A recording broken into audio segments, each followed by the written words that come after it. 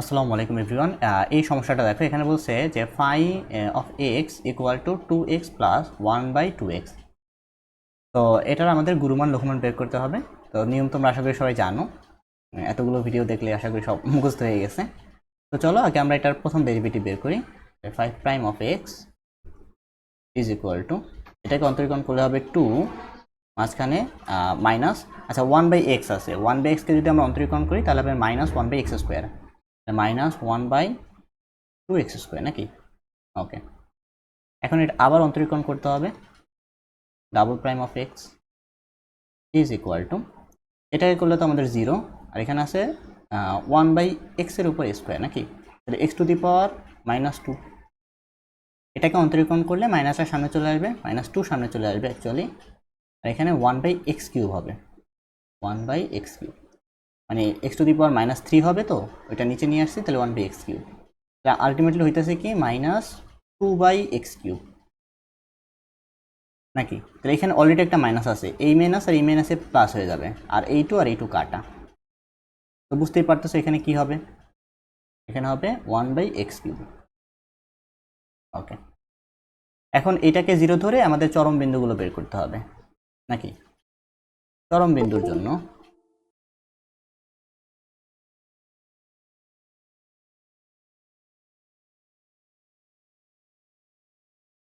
5 prime of x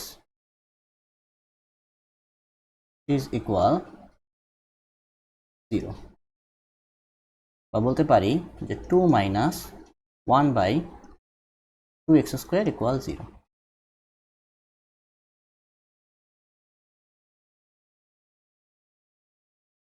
এখান থেকে বলা যায় যে আমাদের 1/x² বা 2x² ইকুয়াল টু, বা 1/x² ইকুয়াল টু 4, 4, হ্যাঁ,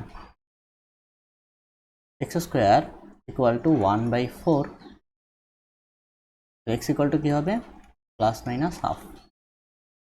এখন +হাফের জন্য লঘুমান নাকি গুরুমান এটা আমাদের আগে বের করতে হবে। দুইটা মান আছে, কোনটার জন্য লঘুমান আর কোনটার জন্য গুরুমান সেটা আমরা বের করবো।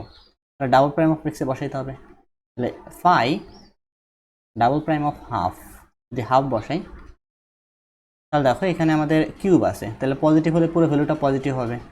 নিচে যদি হাফ কিউব বসাই তাহলে 8, 1/8, আলটিমেটলি আমাদের +8 হবে, যেটা হলো গিয়ে আমাদের পজিটিভ ভ্যালু।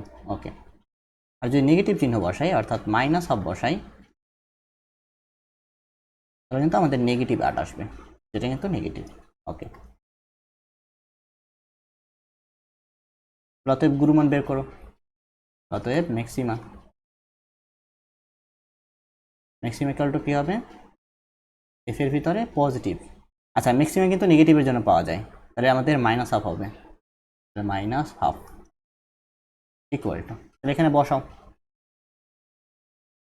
এখানে যদি তুমি বসাও দেখো এই 2 আর 2 কাটা যাবে, -1, আর এখানে প্লাস আছে, তাহলে +1 আবার 2 আর 2 কাটা যাবে, তাহলে -1, তাহলে -1, তাহলে -2। ওকে, আর মিনিমা তাহলে কি হবে,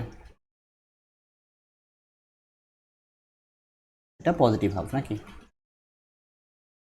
মিনিমাম তুমি যদি বসাও তাহলে এখানে 2 কাটা, তাহলে এখানে থাকবে 1 + 1/2 কাটা 1, তাহলে 1 + 1 তাহলে 2। এই দুইটি হলো আমাদের সঠিক উত্তর।